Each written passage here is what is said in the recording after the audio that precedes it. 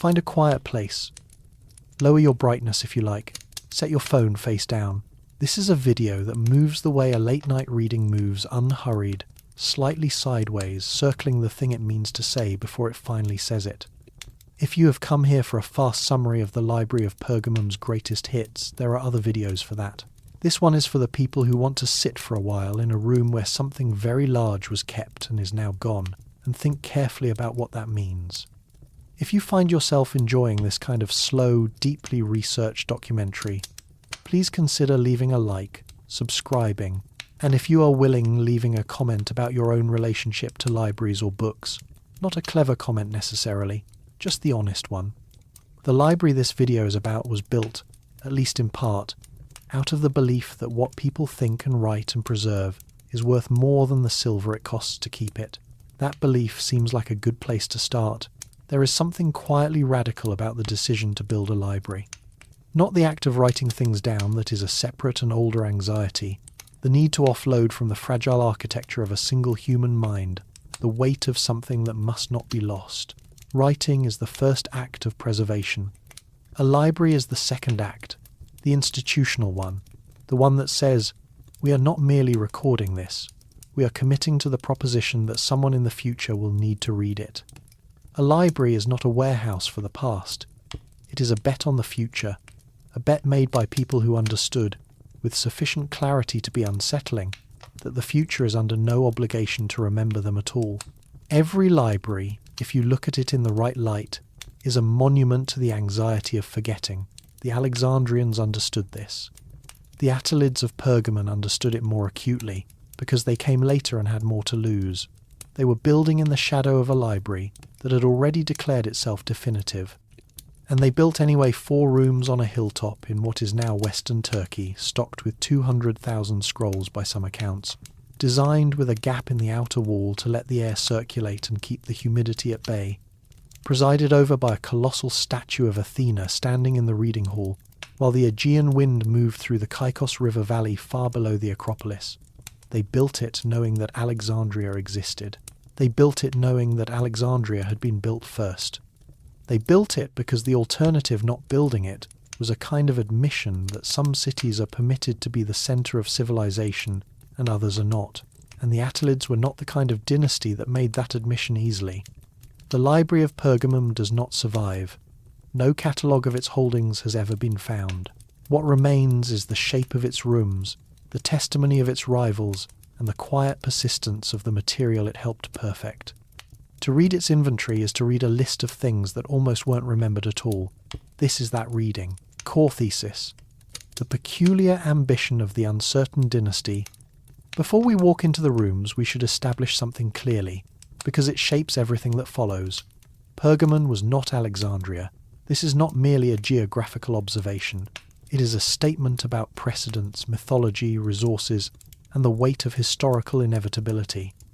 Alexandria had the mythology. It was founded by Alexander the Great, named for Alexander the Great, built on the Ptolemaic claim to be the continuation of Alexander the Great's project of civilizational synthesis.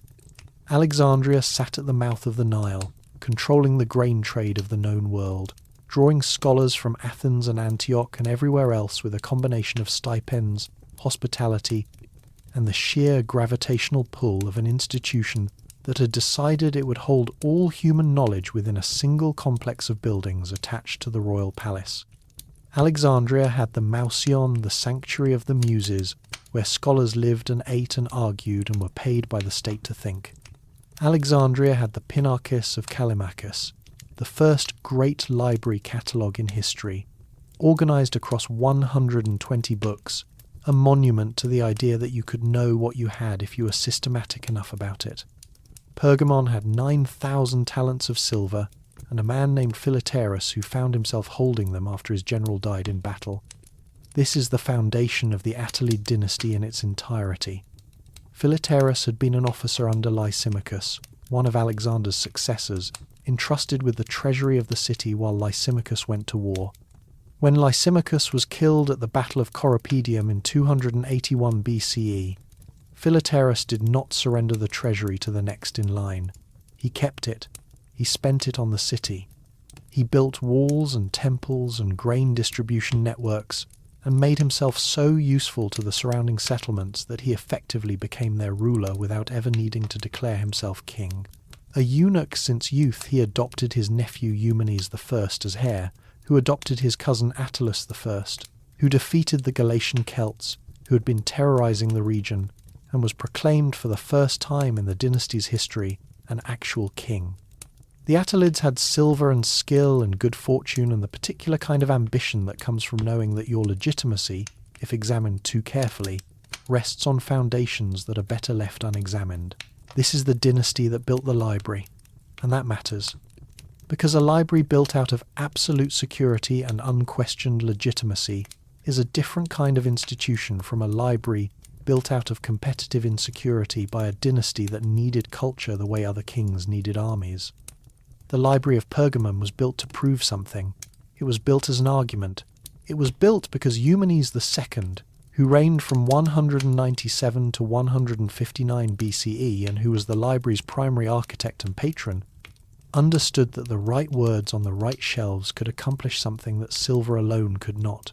They could position a city of uncertain mythological pedigree alongside Alexandria, Athens, and the great centres of the Greek-speaking world, and do it on intellectual terms rather than military ones.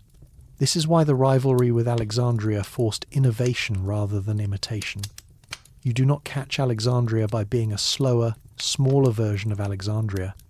You catch Alexandria by finding a different way to be necessary, a different theory of what scholarship is for, a different material to write on.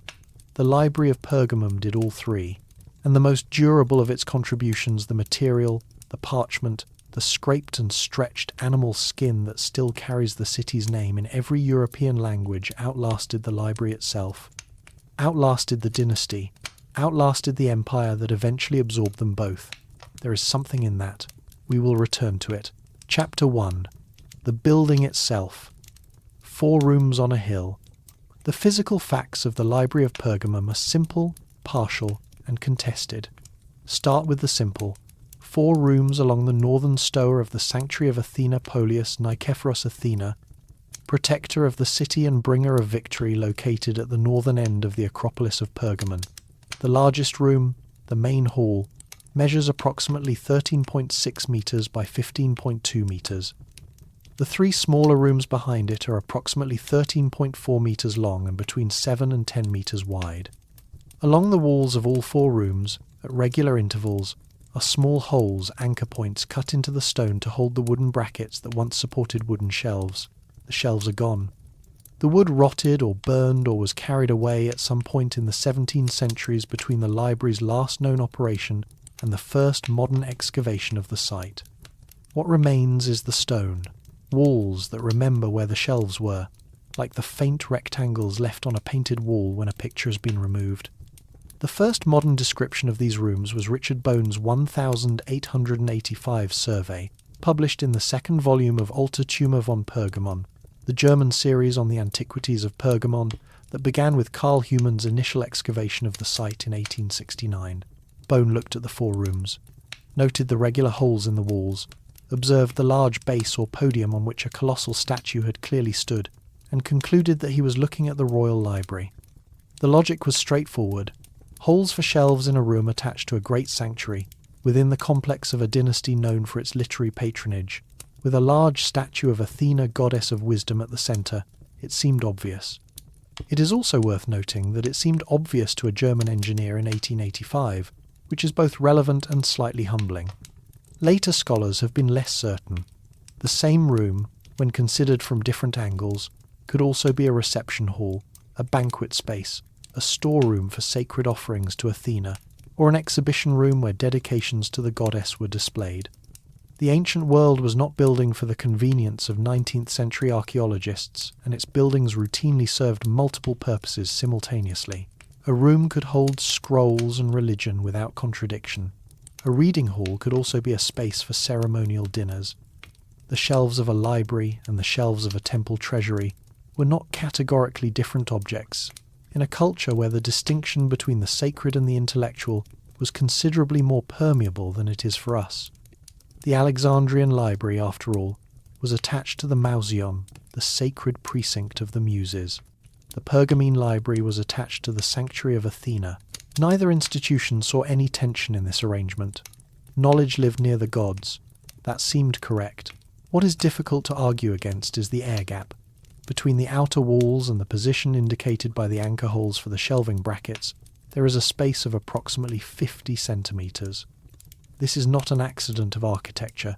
This is a deliberate design decision, and the decision was made for a specific reason: to allow air to circulate behind the shelves, preventing the warm, damp Anatolian climate from creating the conditions in which papyrus rots and parchment warps, and anything written on organic material begins its long return to the soil.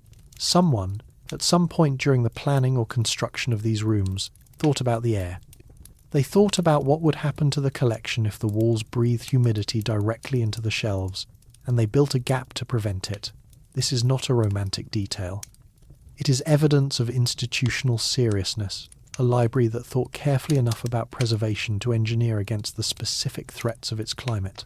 The gap in the wall is an early deliberate act of what we would now call environmental collection management. It is also, if you are standing in the ruins and thinking about it carefully, one of the most quietly moving things in the entire history of the ancient world, the shape of care, preserved in stone, for things that did not survive. The colonnade that ran along the front of the four rooms served another practical purpose, one that the building's designers clearly understood. Daylight is necessary for reading, and artificial light oil lamps, torches, is dangerous near papyrus and parchment.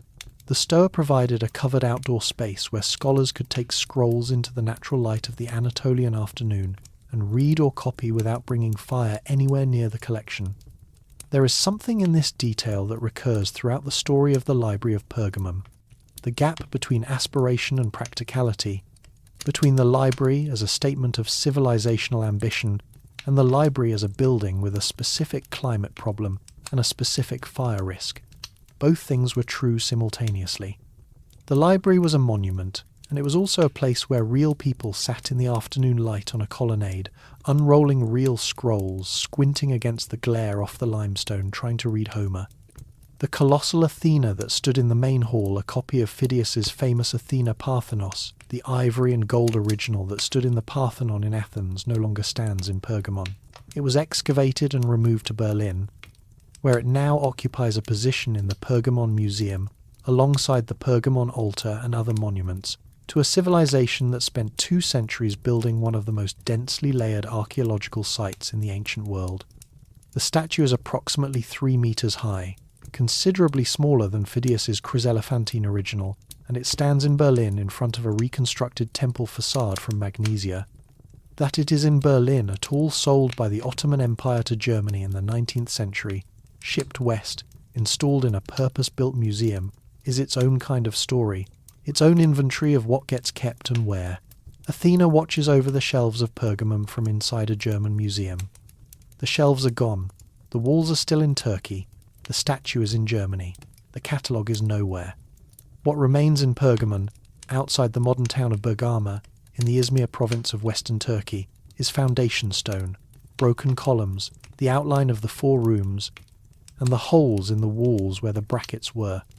The site became a UNESCO World Heritage Site in 2014, which is a distinction that confers recognition without necessarily conferring protection, and which arrives about 16 centuries too late to be practically useful.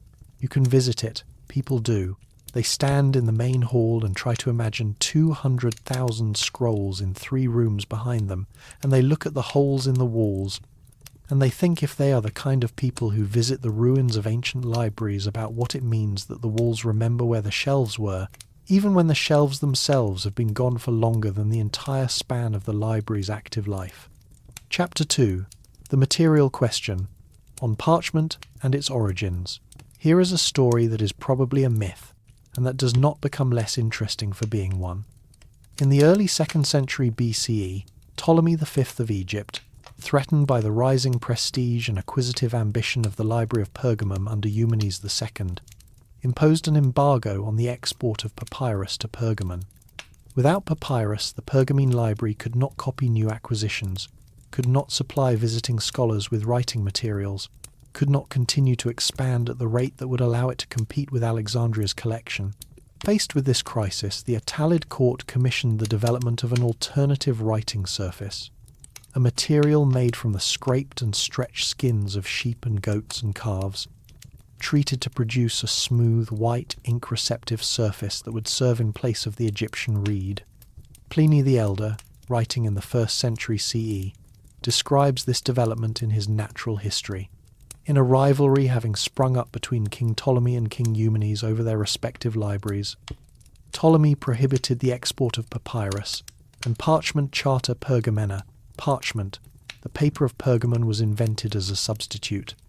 The word, in every European language it subsequently touched, still carries the city's name. In French it is Parchemin, in Spanish it is Pergamino, in English it is parchment. In German it is pergament. 1700 years after the library stopped functioning, 2000 years after the Attalid dynasty ceased to exist, every time someone in a European language refers to the material on which the texts of antiquity were preserved, they are saying, without knowing it, the name of a city on a hill in ancient Turkey. The reality, as historians now understand it, is more interesting than the myth in almost every particular. Animal skins had been used as writing surfaces in Anatolia, the Near East, and across the ancient Mediterranean world for centuries before the Attalids came to power. Herodotus mentions it in the 5th century BCE, noting that in his time the Ionians still called books diphtheri skins because they had formerly written on goat and sheep hide when papyrus was scarce. The material was not new.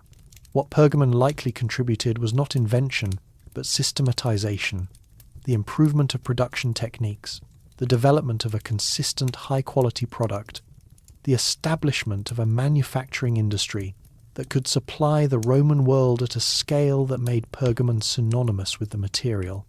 This is the less romantic version of the story, and it is somehow more impressive. Not a desperate invention under embargo, a systematic improvement of an existing craft, driven by commercial demand from visiting scholars and by the library's own insatiable need for copying surfaces, scaled up into an industry that supplied an empire.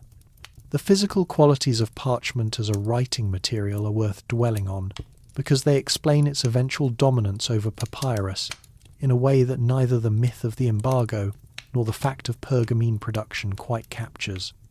Parchment is made from the scraped and dried skin of a young animal, typically sheep, goat, or calf, with calf skin vellum producing the finest quality product. The skin is soaked in lime, stretched on a frame while wet, scraped repeatedly with a curved blade called a lunellum, and allowed to dry under tension.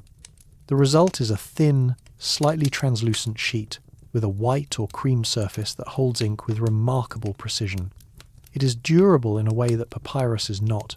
It survives humidity, survives moderate heat, survives the kind of rough handling that papyrus, a laminated material made from the pith of a water reed, simply cannot endure without cracking or tearing. It can be bound rather than rolled, which enables an entirely different relationship between reader and text. Papyrus, because of its structure, must be rolled. Unrolling it requires both hands and a specific technique, and reading a papyrus scroll is a physical process of continuous advance and retreat. Parchment can be folded, stacked, and eventually sewn together along a spine, which is the codex, the book as we have known it for the last 15 centuries, the format in which the surviving texts of antiquity reached the medieval world, and through the medieval world, reached us.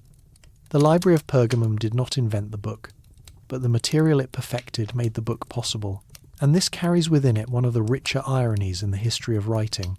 The library itself, at the height of its operation, held the majority of its collection in papyrus scrolls. The city was producing the material that would replace papyrus for the remainder of Western literary history, selling it to the Roman world in quantities that made the word Pergamon synonymous with the product, while its own shelves were still covered in the older medium. Some transitions take longer to arrive at home than they take to change the world. There is also the question of what happened to the papyrus collection when Pergamon's Mediterranean climate did its slow work. The 50-centimetre air gap was helpful. It was not magic. Papyrus, even well-preserved papyrus, has a working lifespan measured in centuries under favourable conditions. Parchment, under the same conditions, measures its lifespan in millennia. The texts that survived from the ancient world into the medieval period survived largely because they were copied from papyrus onto parchment at some point, in some cases, copied multiple times, each generation of copying introducing small errors and occasionally correcting large ones, creating the textual traditions that modern scholars spend careers unravelling. The library at Pergamum did not survive to copy its own holdings from one material to the other. Someone else did that work, somewhere else, at some other time. Or they didn't. The inventory tells us both things, sometimes within the same entry. Pliny's claim about the embargo, whether mythologized or not, reflects something historically accurate. A real state of rivalry between two dynasties in which the control of intellectual resources, writing materials, scholars, original manuscripts was a genuine instrument of political competition. The Attalids and the Ptolemies were not competing on a metaphorical battlefield. They were competing for the actual mechanisms of knowledge production and preservation, and they understood that control of those mechanisms was a form of power more durable than military advantage. Armies decay, treaties expire, cities are sacked and rebuilt. But the names we use for the surfaces on which we write our words, those persist. Chapter 3. The Inventory. A partial reading of what was kept. No catalogue of the Library of Pergamum's holdings has ever been found. This will be said again, because it needs to be said more than once.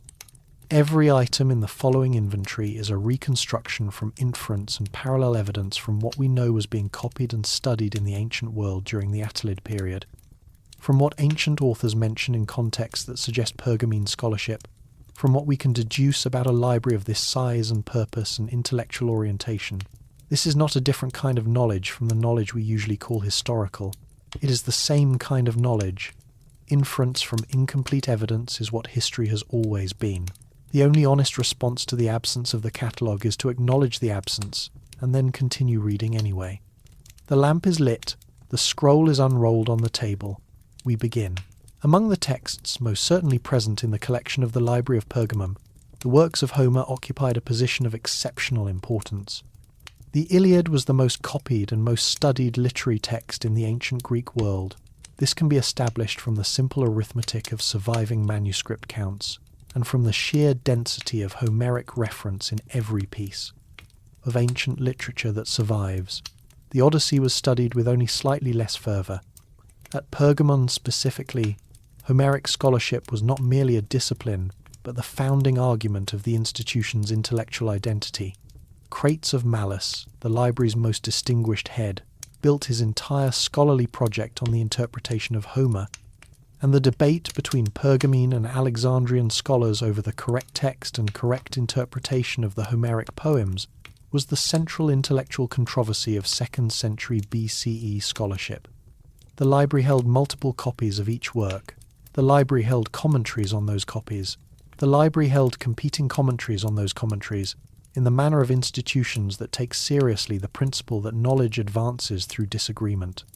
Also, a copy of the Iliad in Crates' own editorial hand, we do not know if this was actually there. We know only that it should have been.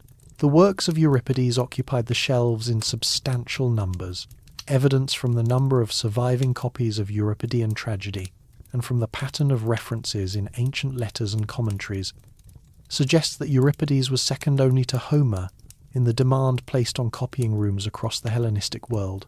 The tragedies circulated widely. Pergamum, as a centre of scholarly activity with regular traffic from scholars across the Mediterranean, would have held multiple copies of the major plays, and probably copies of some of the fragmentary or less widely circulated works as well.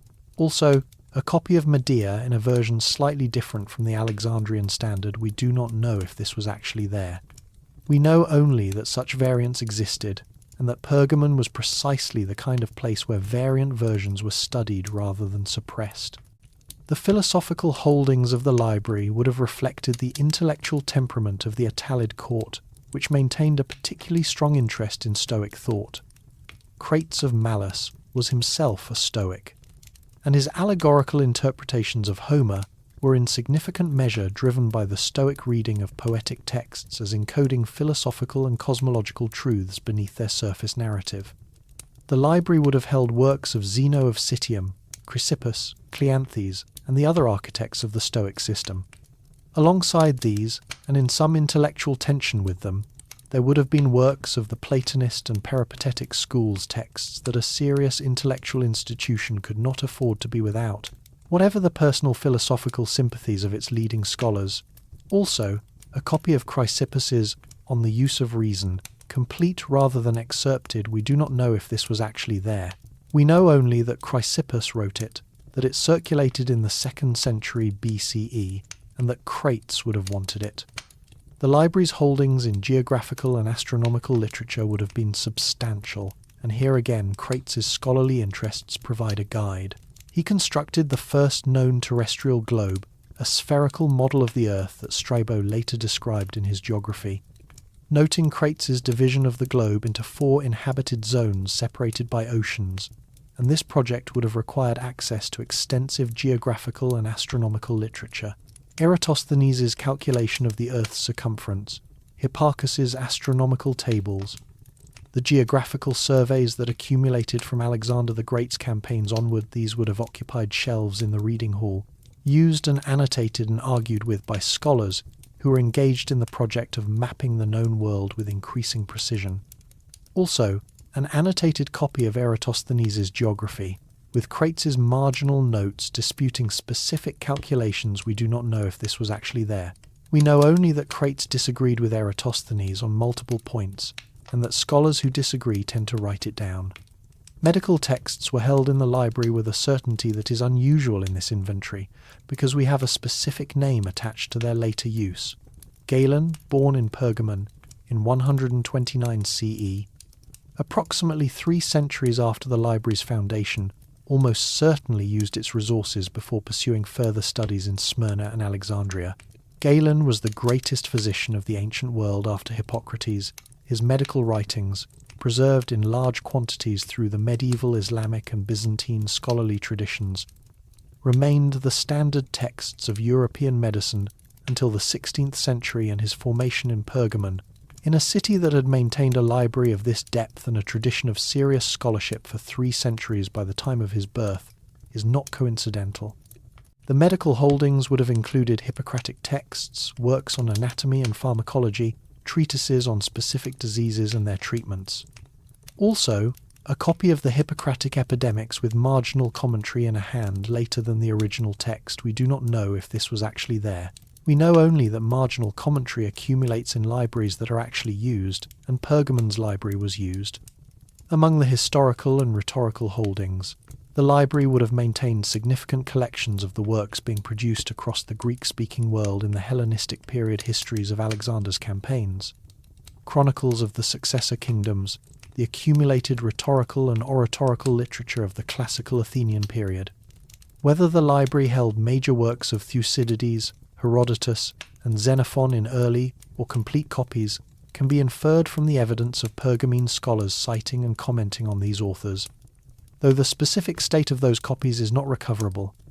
Also, a copy of Thucydides' history, with a damaged 1st book and a complete 7th book, including the Sicilian disaster, which a previous reader had annotated heavily in black ink. We do not know if this was actually there.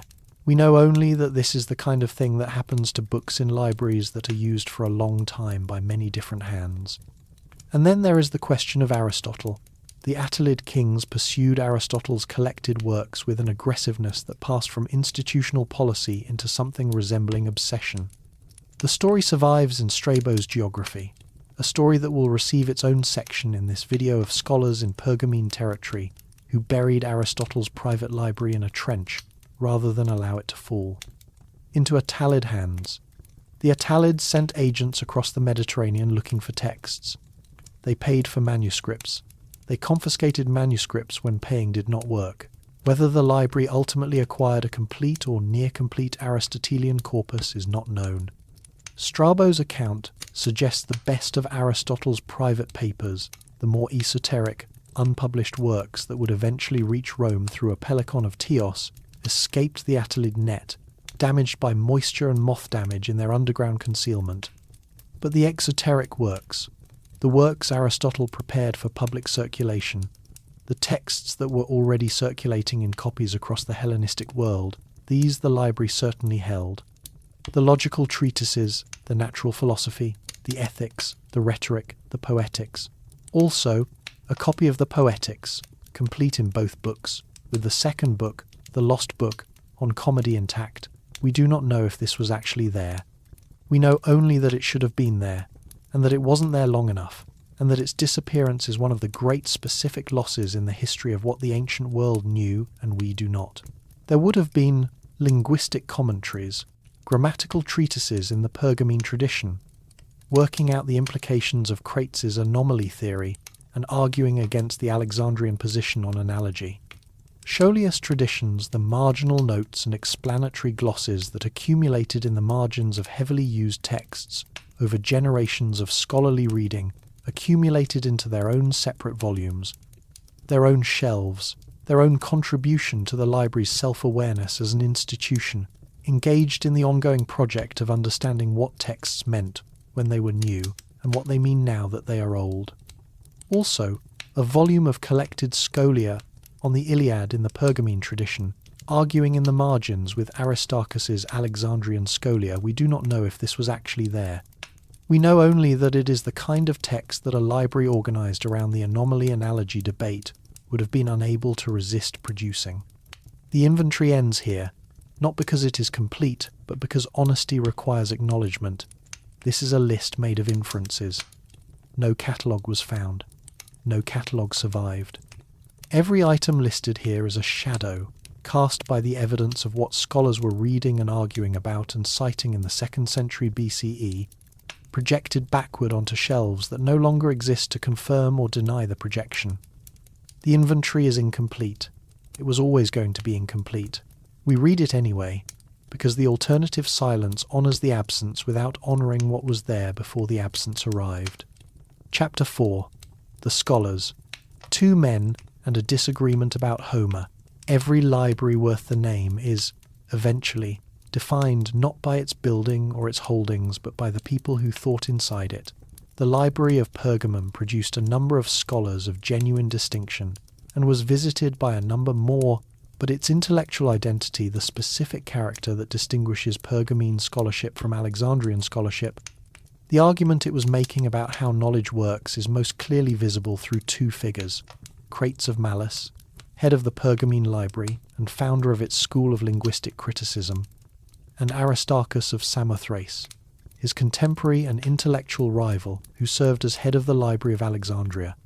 They never, as far as the historical record shows, occupied the same room at the same time.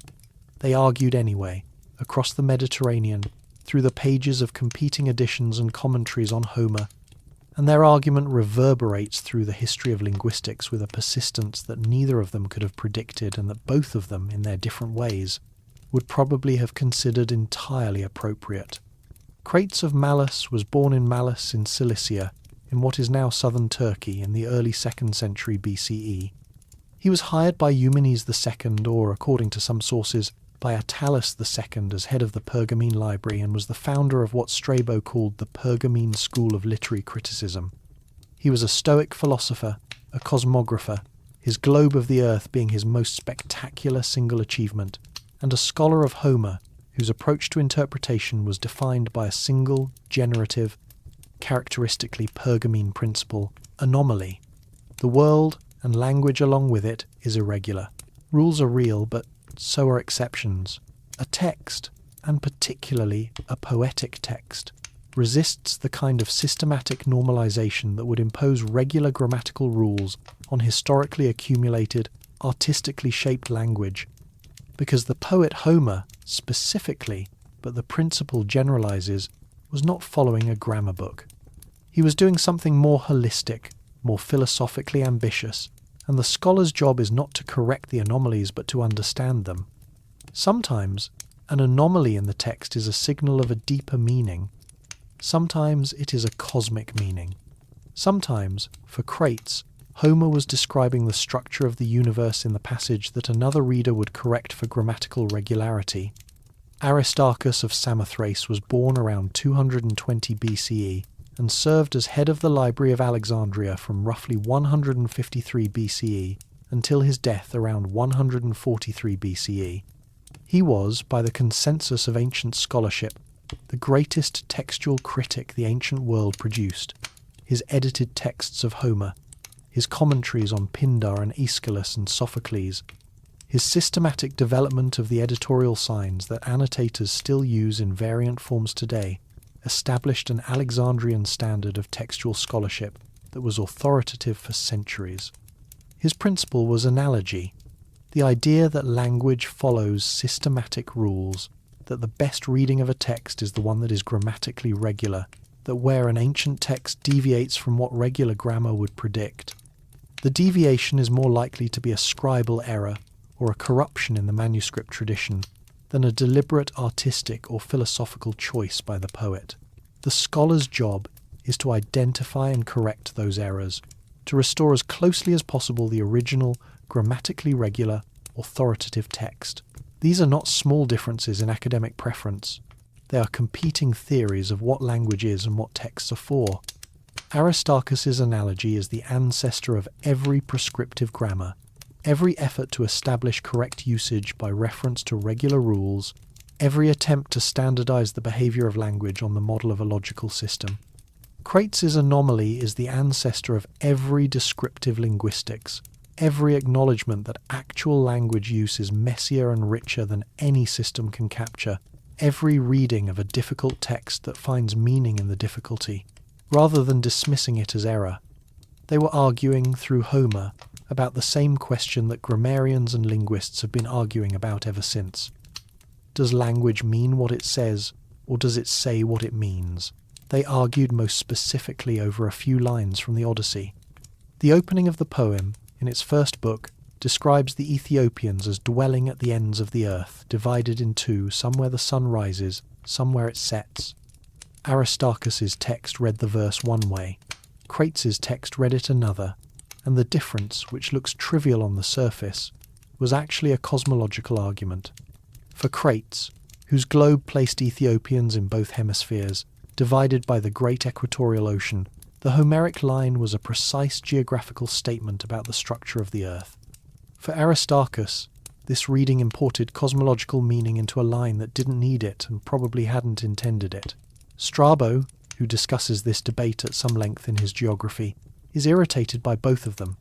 He considers the whole argument a distraction from the legitimate work of geographical scholarship. Strabo's irritation is itself historically significant, which is one of the peculiarities of intellectual history.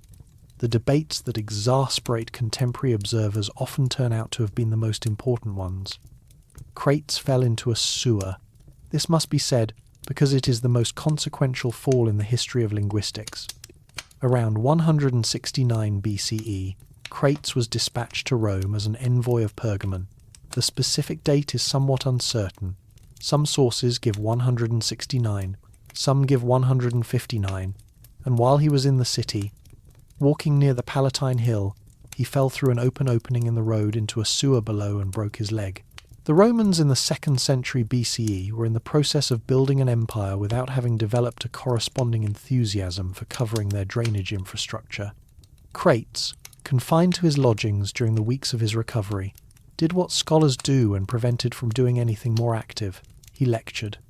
He held daily seminars on grammar and literary criticism for whoever would come and listen, and apparently a great many Romans came and listened, because Suetonius, writing in his De Grammaticis, his survey of the Roman grammarians credits Crates with being the first to introduce the study of grammar into our city, the entire Roman tradition of grammatical scholarship, which produced the grammarians Diomedes and Donatus and Priscian, whose works structured the teaching of Latin through the entire medieval period, arguably begins with one scholar falling into a hole in the road in 169 BCE. There is something in this that Crates, defender of anomaly in language and in life, would have found entirely appropriate. The competitive acquisitiveness of the Attalid kings towards scholars, not just books, but the people who could best read them, is illustrated with particular clarity by the story of Aristophanes of Byzantium. Aristophanes was the head librarian at Alexandria, teacher of Aristarchus himself, and one of the most distinguished scholars of his generation. At some point during the reign of Ptolemy V, he was suspected of planning to defect to Pergamum. Whether he was actually planning this is not known, and the sources differ on whether his interest was in leaving voluntarily or was being arranged by Attalid agents and Ptolemy V had him imprisoned to prevent the departure. The story survives in the Suda, the Byzantine encyclopedic lexicon, which records that Aristophanes was imprisoned specifically because he was suspected of preparing to move to the court of Eumenes II. He was eventually released, but apparently did not go to Pergamum. The incident reveals the stakes of the competition. These were not merely rival institutions engaged in friendly academic exchange. They were competing empires, each trying to possess not just the best collection but the best minds working in it, and each willing to use actual political power to prevent the other from obtaining what it wanted. The Pergamene school of criticism that Crates founded outlasted the library itself. His anomaly principle shaped Roman grammarians, who explicitly cited him as an authority. His allegorical approach to Homer influenced Stoic literary criticism for generations. His globe, though no longer extant, was described precisely enough by Strabo to be reconstructed by modern scholars. And his broken leg sent the study of grammar into a civilization that would carry it through late antiquity and the medieval period, and into the educational infrastructure of modern European thought. Crates of malice fell into a Roman sewer and changed the history of linguistics. This is the kind of thing that actually happens in history, which is part of why history is worth studying. Mini-documentary. The gap in the wall. Pause here for a moment on a specific architectural detail, because it carries more weight than its dimensions suggest. Between the outer walls of the Library of Pergamum's main hall and the wooden shelving brackets that once held the scrolls, there was a gap of approximately 50 centimetres, 20 inches roughly, less than the width of a reading table, more than enough to matter. Who designed this? The short and honest answer is that we do not know. The German engineer who first described the building in 1885, Richard Bone, identified it. Modern scholars who have examined the foundations and the anchor holes confirm it. But the name of the architect who specified this gap, the name of the royal official who approved it, the name of the librarian who insisted on it, all of that is gone. What remains is the measurement, and the reasoning behind the measurement, which can be reconstructed from the physics of the situation even if the human beings behind it cannot. The problem the gap solves is specific and well understood. In a climate with warm summers and significant humidity, stone walls are cooler on their inner surfaces than the air in the room. This temperature differential causes moisture to condense on the inner face of the wall, the same process that produces condensation on a cold glass in a warm room. If wooden shelves are in direct contact with a stone wall that is regularly covered in condensation, the result is a slow but relentless dampening of the wood and everything on it. Papyrus, which is made of layered plant material, absorbs moisture readily and degrades rapidly in humid conditions. It grows mold. It adheres to adjacent surfaces. It becomes brittle when it dries and soft when it is damp. And the oscillation between these states, repeated over years and decades, destroys it. Parchment is more resistant but not immune. The scrolls on those shelves, whether papyrus or parchment, were organic material in a warm, occasionally damp stone building, and the person who designed the building thought about this. The gap allowed air to circulate behind the shelves. Moving air carries moisture away from surfaces rather than allowing it to accumulate. The outer wall could condense to its heart's content. The air gap would carry the moisture away before it could reach the wooden shelves and the organic material resting on them. This is not sophisticated by modern HVAC standards. It is, however, the application of correct physical reasoning to a preservation problem in approximately 200 BCE, and it deserves more credit than it typically receives. Think about what this implies about the people who built it. They were not merely wealthy enough to commission a building.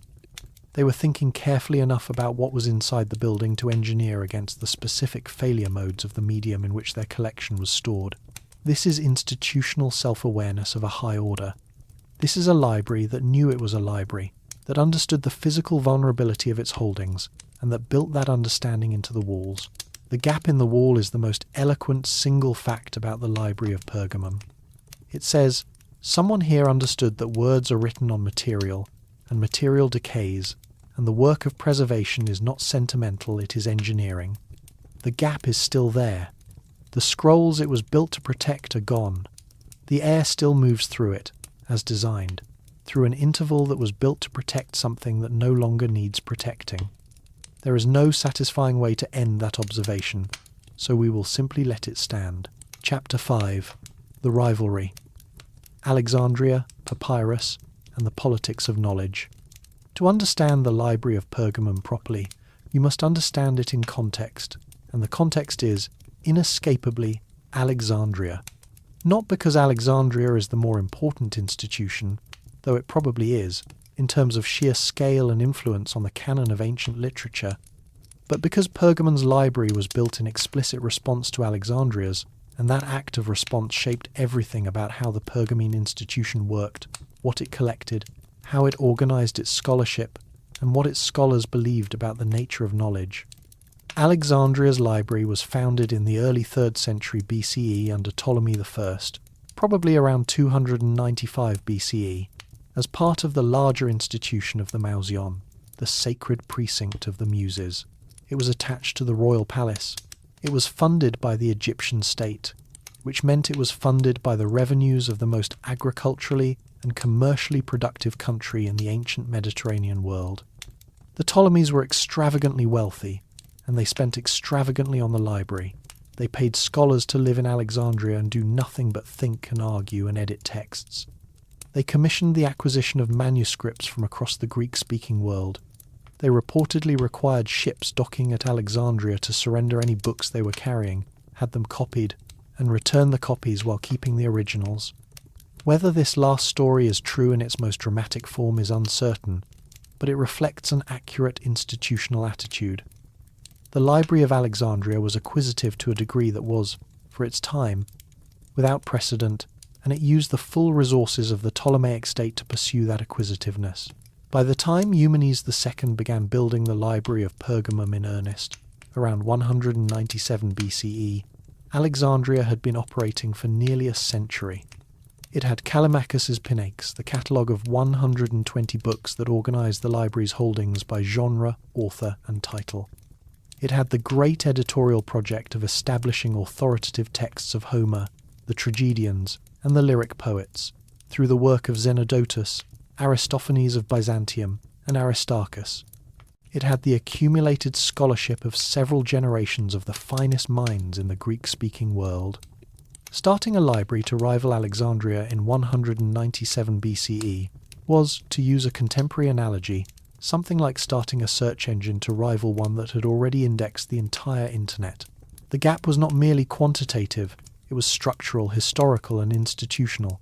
What the Attalids had was the ability and the willingness to compensate for this gap through what would now be called an aggressive growth strategy. Eumenes II and his brother Attalus II pursued books with a systematic acquisitiveness that their rivals at Alexandria had themselves perfected, and that the Pergamenes now applied against Alexandria's own interests. They hired scholars, they paid for manuscripts, they sent agents across the Mediterranean to identify private collections. They acquired copies of texts that Alexandria might have preferred to hold in monopoly.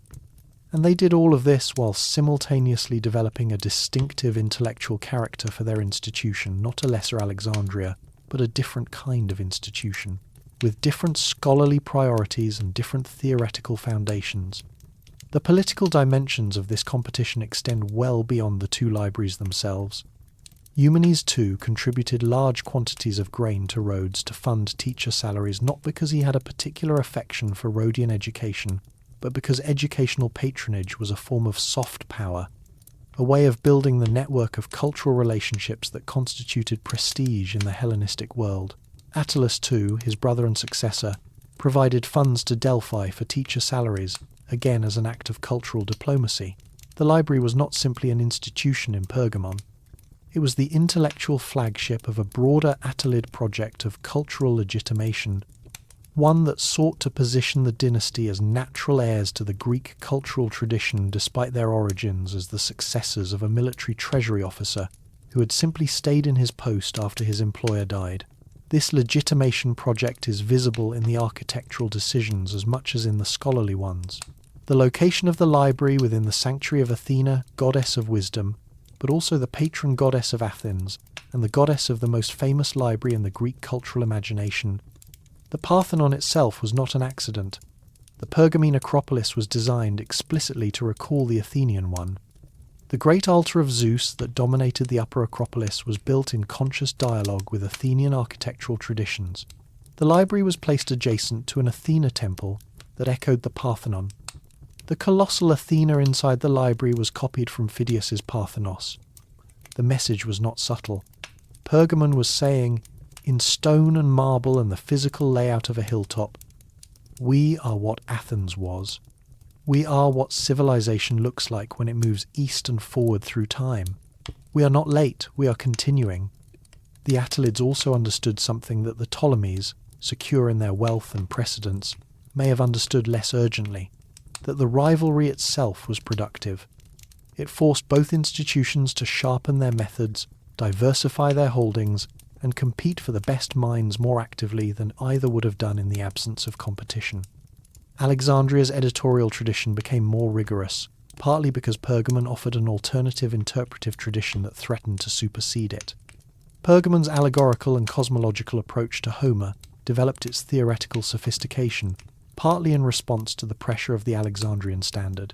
Two theories of what scholarship is for, in direct competition, produced better scholarship from both sides than either would have produced alone. This is not a principle that ancient rulers discovered and modern institutions have forgotten. It is a principle that institutions tend to rediscover, with varying degrees of inconvenience, in every era. Mini-documentary The Two, The Buried Books. What does it mean to hide books from a library? The story survives in Strabo's geography, embedded in a longer account of the intellectual history of the Peripatetic school. Theophrastus, the successor of Aristotle at the Lyceum in Athens, bequeathed his library, which included Aristotle's own private collection, to a man named Neleus of Skepsis, who brought the books to Skepsis, a city in the Troad, in what is now northwestern Turkey. When Neleus died, the books passed to his family. The family held the books, and then the Attalid kings of Pergamon, whose territory the Troad was part of and whose appetite for manuscripts was well known and increasingly aggressive, began searching the region systematically for books to add to the royal collection. Strabo's account is terse but precise. The heirs of Neleus, knowing about the ambition of the Attalid kings in searching for books, hid the books underground in a kind of hollow, a trench or a pit, where they remained, according to Strabo, damaged by moisture and moth damage over time, until their descendants eventually sold them to a Pelecon of Teos for a large sum of money. A Pelecon, more bibliophile than philosopher, had them copied and the lacunae filled in badly, Strabo notes, producing corrupt texts full of errors. These are the texts that eventually made their way to Rome, through the looting of a Pelecon's library by Sulla after the capture of Athens, and into the editions that gave the Roman world its Aristotle.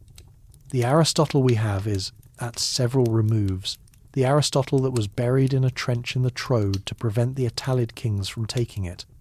Think carefully about what this story describes. A family in a city in Asia Minor possesses what may be the most significant private library in the Hellenistic world, the actual working library of Aristotle, the papers he used and annotated and kept for himself rather than circulating, the texts that contain the more private and esoteric aspects of his thought, and they bury it. Not because they are trying to preserve it, they are trying to prevent a library from getting it. The greatest repository of knowledge in their region is also the most acquisitive and the most powerful, and protecting a text sometimes means putting it underground.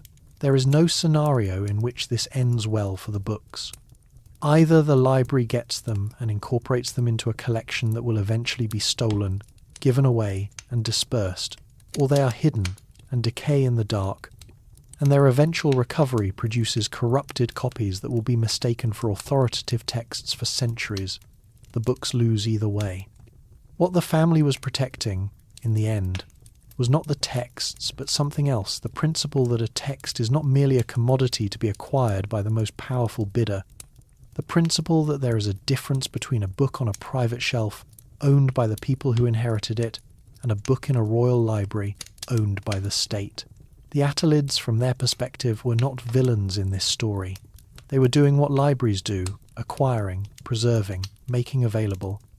Their methods were aggressive, but their goal, collecting as much of the available intellectual heritage as possible in a single institution, is the same goal that drives every acquisitive library in history. The people who buried the books understood that a library powerful enough to preserve everything is also powerful enough to control everything it preserves. Sometimes the right thing to do with a book is put it somewhere the library cannot reach it. This is an uncomfortable thought, and it does not become more comfortable when you consider that the books in question were eventually damaged by their underground concealment and produced corrupted texts when recovered. The discomfort is the point. Libraries are not innocent institutions. They are instruments of power, and the same institutional force that allows them to preserve texts across centuries also allows them, sometimes compels them to accumulate texts in ways that the text's original owners did not choose. The family in Skepsis understood this. They put the books in the ground. The ground, in this case, was not a safe place. There was no safe place. There is rarely a safe place. This is one of the things the inventory of a library, if it were complete, would have to include. Chapter 6. The Fate. What Antony gave away and what Augustus returned. Every great library, eventually, has a catastrophe. The catastrophe of the Library of Pergamum, or at least the most famous one, the one that makes it into Plutarch and into every subsequent account, is a gift. Mark Antony gave the library away. More precisely, Plutarch claims that Mark Antony, in approximately 43 BCE, seized the entire collection of 200,000 scrolls from the Library of Pergamum and presented them as a gift to Cleopatra VII of Egypt. In what appears to have been a romantic and political gesture intended to restock the Library of Alexandria following the damage it had sustained during Julius Caesar's Alexandrian campaign 2 years earlier. Plutarch records this in his Life of Antony, in a passage that reads with the particular quality of a well-placed anecdote, vivid, specific, almost too neat in its dramatic resonance. Caesar's campaign damaged Alexandria's library. Antony compensated Cleopatra with Pergamums. The gift is an act of both devotion and political theatre. It is also, if you think about the logistics for more than 30 seconds, extremely questionable. 200,000 scrolls. Let us consider what 200,000 scrolls looks like when you try to move them from one city to another in the ancient Mediterranean. Each scroll is a cylinder of papyrus or parchment, typically between 20 and 30 centimetres in diameter when rolled, and between 30 and 60 centimetres in length. The weight of a single scroll depends on its material and length, but a rough estimate of approximately half a kilogram per scroll gives a total weight for 200,000 scrolls of approximately 100,000 kilograms, 100 metric tons of books. Moving 100 metric tons of fragile, moisture-sensitive organic material across the Aegean Sea and then across the eastern Mediterranean to Alexandria in the 1st century BCE, using Roman merchant shipping of the period, without destroying a significant portion of the collection in the process, would have been an extraordinary logistical achievement. The Roman merchant ships of the period had a cargo capacity of approximately 75 to 300 tons. You would need at minimum several ships dedicated entirely to books, assuming careful packing and favourable weather, neither of which can be assumed. It is possible. People in the ancient world moved large quantities of fragile things across long distances. They moved marble, amphorae of olive oil and wine, entire architectural elements. They were not incompetent at logistics.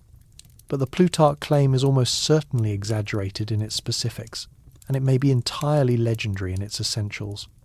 The ancient writers who discuss the Library of Alexandria's damage in the Alexandrian campaign are not consistent about whether it was the main library or a warehouse of books near the harbour that was damaged, or how extensive the damage was. The claim that Antony gave away all 200,000 of Pergamon's scrolls in a single dramatic gesture to Cleopatra appears in Plutarch, and in no other source that can be independently verified. Plutarch was writing in the late 1st and early 2nd centuries CE, approximately a century and a half after the events he describes. He was a remarkable historian and biographer. but he was also a writer who understood the value of a good story. What the story tells us, even if it is embellished or apocryphal, is something historically significant, that by the mid-1st century BCE, the Library of Pergamum was understood to be a resource significant enough that a Roman general could think of it as a gift worth giving, and that Alexandria was understood to be the appropriate destination for such a gift. Antony, in 43 BCE, was one of the 3 members of the second triumvirate governing the Roman world following Julius Caesar's assassination. He controlled the eastern provinces of the empire, including Pergamon, which had been the capital of the Roman province of Asia since Attalus III bequeathed the kingdom to Rome in 133 BCE. The library, under Roman administration, would have continued to function as a cultural institution of the city, but its political status had changed. It was no longer the cultural instrument of an independent dynasty, but a provincial asset of a republic that was in the process of becoming an empire. Whether Antony actually moved the books, or moved some of the books, or merely promised to move them, or whether Plutarch's account reflects a real transaction or a contemporary rumour that hardened into fact over a century and a half, all of this is uncertain. What is somewhat more certain is what happened afterward. Roman Emperor Augustus, after defeating Antony and Cleopatra at the Battle of Actium in 31 BCE, returned some, but reportedly not all of the scrolls to Pergamon. This act of partial restitution, recorded by later writers, implies that the transfer under Antony had been real enough that there were scrolls in Alexandria that could be identified as coming from Pergamon, and that Augustus considered their partial return to be both practically possible and politically useful. The library, reduced but surviving, continued to operate through the late Roman and early Byzantine periods. Galen used it, or the resources of the intellectual community it supported, before leaving Pergamon for further studies in Smyrna and Alexandria around 148 CE. Later, Roman emperors Trajan and Hadrian, both of whom were active in the eastern provinces and both of whom had personal connections to Pergamon, likely contributed to its maintenance. Hadrian received a statue in the library's reading hall, presented by the citizen Flavia Melitene, whose inscription records her contribution to the institution. But the mentions grow rarer.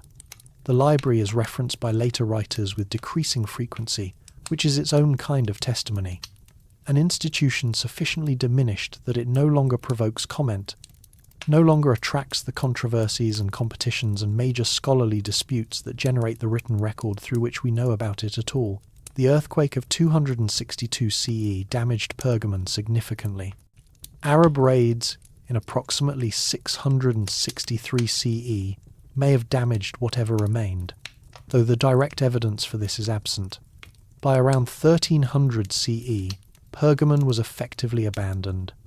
If the library building was still standing at that point, what remained of the collection had presumably been moved elsewhere to Byzantium, to other cities that were still functioning, into the hands of private scholars and collectors who dispersed the books across the world. This is what the dissolution of an institution looks like, not a single dramatic catastrophe, but a long diminution, a reduction of references, a silence where there used to be scholarship, and then no scholarship, and then wind moving through the stones of a building that once held 200,000 scrolls. The catastrophe is not Antony. The catastrophe is time, applied to organic material in a stone building in a climate that was always slightly against it. The catastrophe is every war that passed through western Anatolia in 17 centuries, every earthquake that shook the hilltop, every generation that found something more urgent to spend money on than maintaining a library in a provincial city that was no longer the capital of anything. The catastrophe is the ordinary, predictable fate of institutions, when the political will and the financial resources that created them have been redirected elsewhere. The library did not end. It declined, slowly and then completely, into the silence where the catalogue should be. Mini-documentary. I. What Antony took. Consider the moment itself. The year is 43 BCE, or thereabouts. Mark Antony is in Ephesus, or possibly Athens, or possibly already in Antioch. The sources are not consistent about the geography, which is one of the first signs that a story has been told more times than it has been verified. Cleopatra is in Alexandria. The Library of Pergamum is on its hill in the city that Pliny the Elder will call, in a phrase that has not lost its weight across 20 centuries, by far the most famous city in Asia, Longe Clarissima Urbium Asiae. The most famous city in Asia had, at its centre, one of the most important libraries in the world, and it was in the territory of a Roman general who was in the process of falling in love with the queen, who presided over the other great library of the ancient world. The gift, if it happened, has the quality of certain romantic gestures. It is enormous in scale, impossible in logistics, and completely specific in its meaning. What Antony was giving Cleopatra, if Plutarch's account is accurate, was not merely books. He was giving her the intellectual patrimony of a dynasty, the collected scholarship of a city, the accumulated copying and commentary of a century of the most intensive scholarly activity outside Alexandria itself. He was giving her Alexandria's rival. He was giving her, in the form of 200,000 scrolls, the argument that Pergamon had been making for a century against Alexandria's precedents, and he was giving it to Alexandria. There is something in this that approaches perfect irony, and it is worth sitting with that irony for a moment before moving on. If the books were moved, which is itself uncertain, they would have arrived in Alexandria in a state that depended entirely on how the move was executed. Papyrus scrolls transported by sea are vulnerable to salt air, to the dampness of wooden ship holds, to the mechanical damage of imperfect packing and rough weather. Some fraction of them would have arrived damaged. Some fraction would have arrived intact. The Alexandrian librarians receiving this gift 200,000 scrolls, or however many it actually was, arriving from a city that had been their institution's primary rival for a century, would have faced the work of sorting, identifying, cataloguing, and integrating a foreign collection into an existing one. This is a massive archival project. If it was completed, it is not recorded.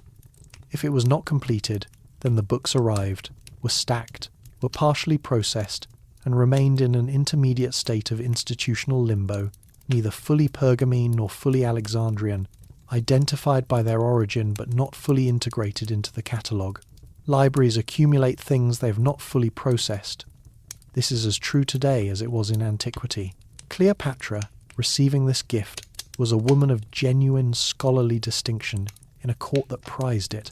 She is reported to have spoken 9 languages. She was, at the time of this story, engaged in what was simultaneously a love affair, a political alliance, and a strategic survival gamble with one of the 3 most powerful men in the Roman world. The books, however many arrived, would have been genuinely useful to her. They would have been useful to Alexandria. They would have been useful to the scholars who would eventually use the library's resources to copy texts onto parchment and distribute them into the Roman world that was, by that point, already in the process of becoming the inheritor of Hellenistic civilization. We do not know what Cleopatra said when the books arrived. We do not know which books came first off the ships. We do not know whether anyone checked a manifest against what the Pergamene catalogue had listed, assuming the Pergamene catalogue existed, which is itself uncertain. We know that the books left Pergamon, in some number and under some circumstances, and that some of them eventually returned, and that what remained in Pergamon was diminished but alive. The inventory of what was taken and what was left and what was returned is, like so much of this history, a list of things that should exist and do not. We read it anyway. Chapter 7. The absence of the catalogue, on what it means that the list is gone. Here is the simple, devastating fact from which everything else in this section follows. No index or catalogue of the Library of Pergamum's holdings has ever been found. Not in Pergamon, not in Alexandria, not in Rome, not in Byzantium, not in any of the manuscript traditions that carry fragments of ancient scholarship forward into the medieval period. No list. No inventory. No Pinakes of Pergamon to stand beside the Pinakes of Callimachus. The catalogue, if it existed in a complete form, and it almost certainly did, an institution this organised and this self-aware would have maintained records of its holdings, has not survived in any form that has yet come to light. This absence is not the same as evidence of absence, which is a distinction that matters in archaeology and in history more broadly. The catalogue may have existed and been lost in any number of ways, destroyed in the earthquake of 262 CE, removed by Arab raiders, dispersed with the rest of the library's contents during the long decline of the institution, burned in a fire we have no record of, transported to Byzantium and lost there in a separate catastrophe, or simply deteriorated over centuries of neglect in a building that was no longer being maintained by anyone who cared about its contents. The absence of the catalogue in the surviving record is entirely compatible with the catalogue having existed. It tells us nothing certain about what the library held. It tells us everything about the fragility of institutional records when the institution dissolves. What a catalogue is, considered carefully, is not merely a bureaucratic record. A catalogue is an act of intellectual self-definition. To catalogue a library is to declare, in the most explicit terms possible, what you believe is worth keeping, in what order, under what subject headings, assigned to what authors, organised by what principles of genre and alphabetization and thematic relationship. The Pinakes of Callimachus organised the Library of Alexandria's holdings by genre poets, prose writers, lawmakers, philosophers, historians, and within genres by subject matter, alphabetically by the first letter of the author's name, with biographical information about each author, details about the circumstances of each text's composition and transmission, and notes on disputed attributions. It was, in its own way, a work of scholarship as much as a work of administration. The catalogue of Alexandria almost certainly existed before the library was lost, and was probably lost along with it. What we know of it comes from later references to it in writers who consulted it. We know it existed. We know approximately how it worked. We do not have it. The catalogue of Pergamum either never survived, or was never compiled in a form durable enough to outlast the institution. And this is, in a way, the most honest thing about the Library of Pergamum. Its identity comes to us not as a direct record, but as a shadow cast on other texts. We know what scholars were reading in Pergamon because we know what Crates cited, what he disputed, what he interpreted. We know what the institution valued because we know what the institution produced, the scholars it trained, the debates it hosted, the texts that were copied there and distributed into the Roman world through the network of booksellers and scholars that connected Hellenistic cities. We know the library existed and what kind of institution it was because of the references, citations, and counter-arguments it generated in texts that survived by other routes, copied onto other surfaces, preserved in other places. This is, in a quieter way, how most ancient knowledge survives, not directly, but as a shadow cast on something else, not the original but the copy. Not the library, but the texts that came out of it. Not the catalogue, but the reference in a grammarian's treatise to the copy of the Iliad that Crates annotated. The Library of Pergamum exists, now, the way that most things from the ancient world exist as a set of inferences from evidence that is itself incomplete, reconstructed from the gaps it left in texts that survived it, interpreted through the lens of competing scholarly traditions that both carry its influence and distort it. To study the Library of Pergamum seriously is to become comfortable with not knowing, while continuing anyway. It is to accept that the absence of the catalogue is not a failure of the historical record, but a feature of it, a structurally significant gap that tells you something about the library even in its absence. The way the absence of a word in a poem sometimes tells you more about the poem than the words that are there. There is a related absence that is worth naming. No letter from a scholar who worked in the library has survived. No diary. No account, in any ancient source, of what it was actually like to sit in the main reading hall of the Library of Pergamum on a specific afternoon and read a specific scroll. We have descriptions of the building. We have references to scholars who worked there. We have the intellectual output, the commentaries, the editions, the lectures that Crates gave in Rome while his leg healed.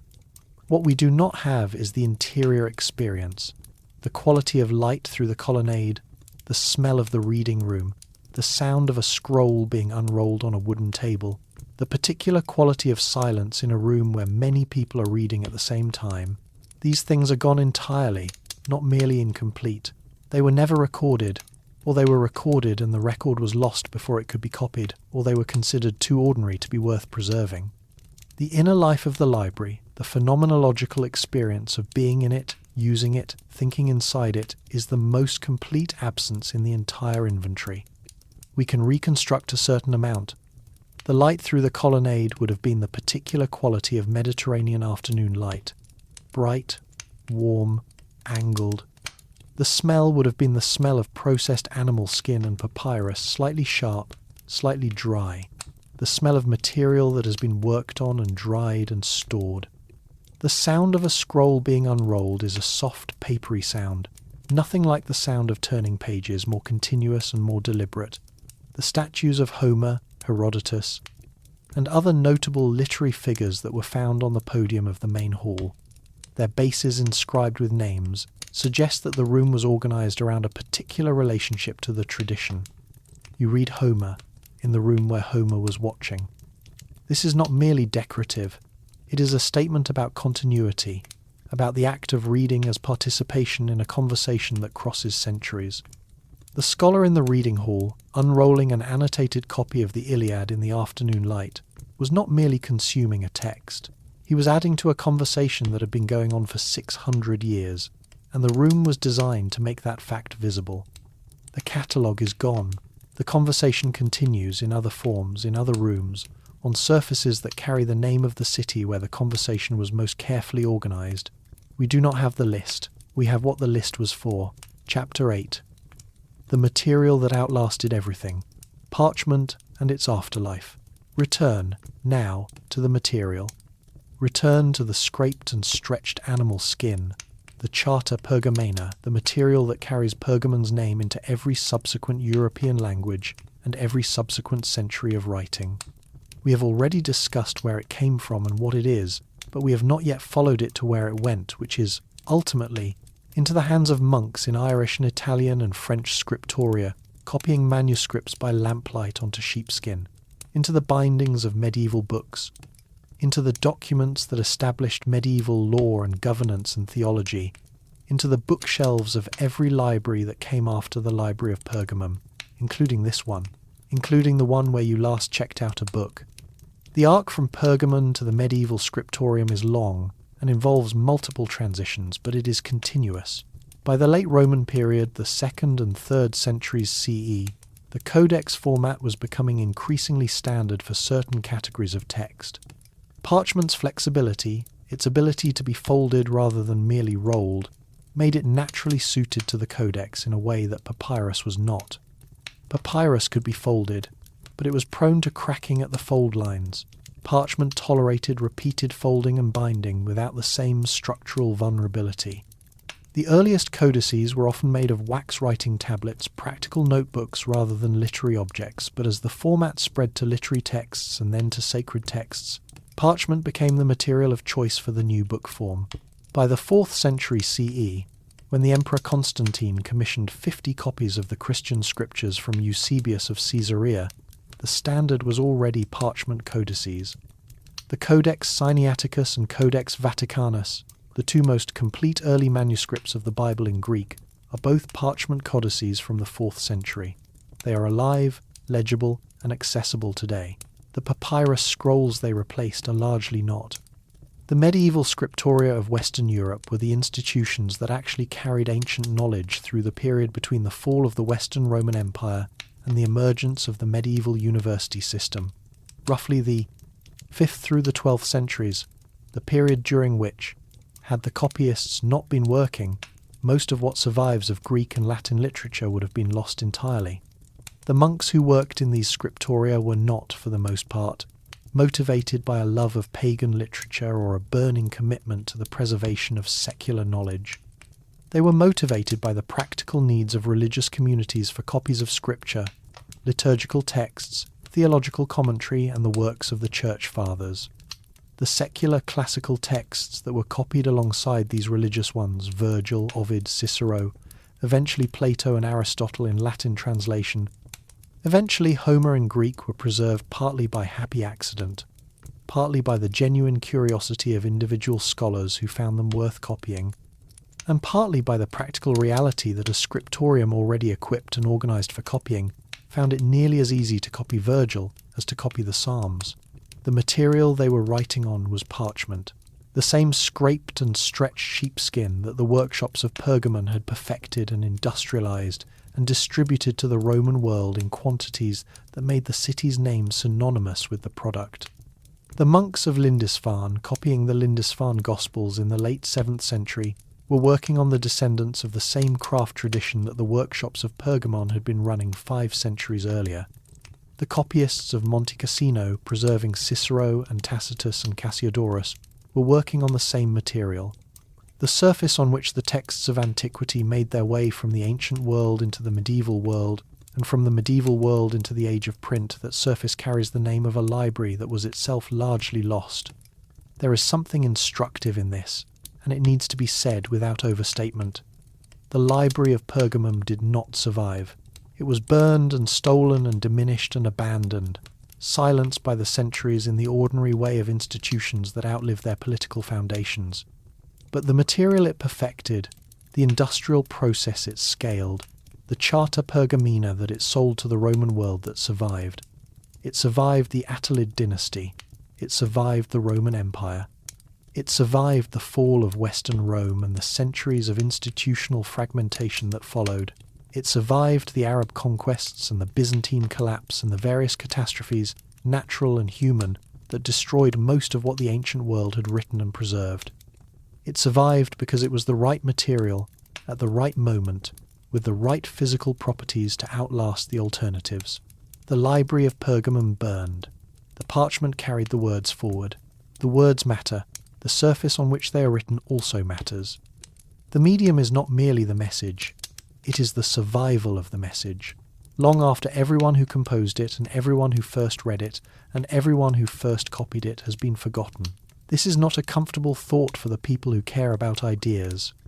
It suggests that the history of knowledge is as much a history of material science as it is a history of thought, that whether Aristotle survived into the medieval period depended not just on whether his ideas were important, but on whether there was a surface available to copy them onto that would last long enough to be copied again. The Library of Pergamum is one of the reasons there was such a surface. That is a legacy, more durable than any catalogue, any shelf, any room on a hill in ancient Turkey. It is a legacy you can hold in your hands, if you hold the right book, and feel the surface and know what it is. Closing. The air still circulating. Go back now to the rooms.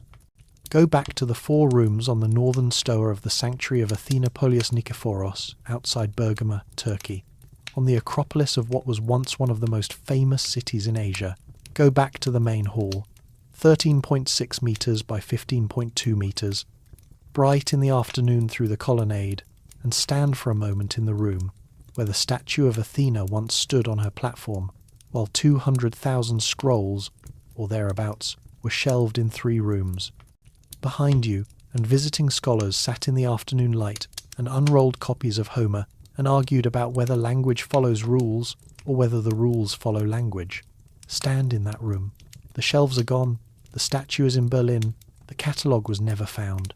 The scrolls are gone to Alexandria or to the earthquake or to the slow democratic work of organic decay.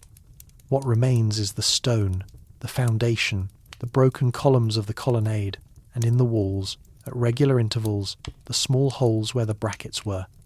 What the Library of Pergamum represents, when you stand in the shape of its absence and think about it carefully, is the convergence of several things that we still struggle to hold in the same thought simultaneously.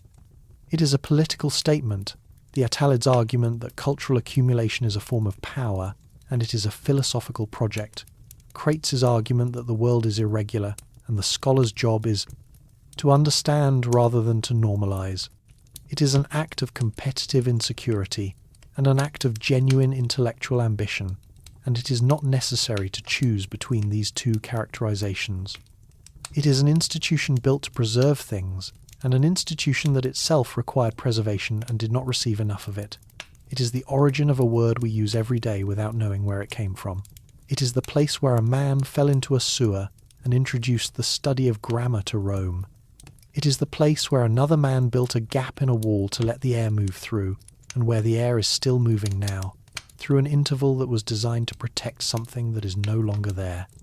The inventory is incomplete. This was true when the library was alive, Because no inventory is ever complete, there are always new acquisitions, always books being copied and distributed and not yet returned, always texts that have been promised and not yet arrived, always the question of whether what you have counted as one scroll is really two, whether the damaged copy in the backstack counts as part of the collection or merely as evidence that the collection was once larger. The inventory was incomplete when the library declined, when Antony's agents took what they took, and Augustus returned what he returned, and the remaining scholars worked with what remained. The inventory is incomplete now, and what we are doing here reading a list of things that almost weren't remembered at all, inferring a catalogue from the shadow it cast on other texts, standing in the shape of a room and imagining what filled it, is not a lesser form of historical knowledge. It is the only form available. The Library of Pergamum does not survive. The catalogue was never found. What remains is the shape of the rooms, the testimony of rivals, the word we still use for the material it perfected, and the quiet, persistent fact that someone, somewhere, on a hilltop in ancient Anatolia, designed a gap in a wall to let the air move through. The air is still moving. The inventory is incomplete.